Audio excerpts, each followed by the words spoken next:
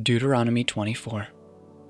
If a man marries a woman who becomes displeasing to him because he finds something indecent about her, and he writes her a certificate of divorce, gives it to her, and sends her from his house, and if after she leaves his house she becomes the wife of another man, and her second husband dislikes her and writes her a certificate of divorce, gives it to her, and sends her from his house, or if he dies, then her first husband, who divorced her, is not allowed to marry her again after she has been defiled.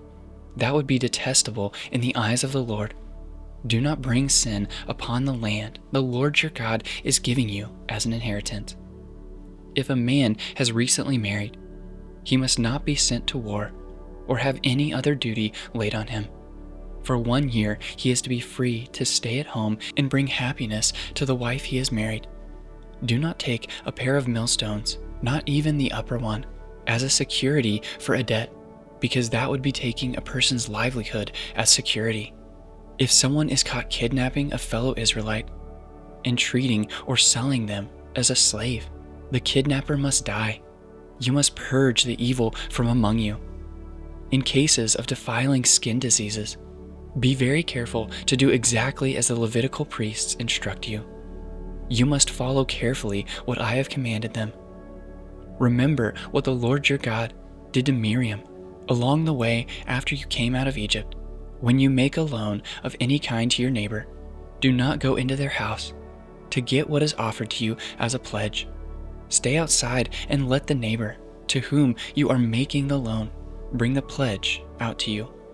If the neighbor is poor, do not go to sleep with their pledge in your possession. Return their cloak by sunset, so that your neighbor may sleep in it. Then they will thank you, and it will be regarded as a righteous act in the sight of the Lord your God. Do not take advantage of a hired worker who is poor and needy, whether that worker is a fellow Israelite or a foreigner residing in one of your towns.